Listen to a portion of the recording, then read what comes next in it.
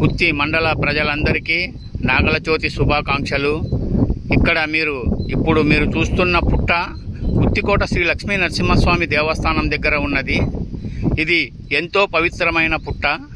ఈ పుట్టలో ఎప్పుడూ నాగదేవతలు తిరుగుతూ ఉంటారు.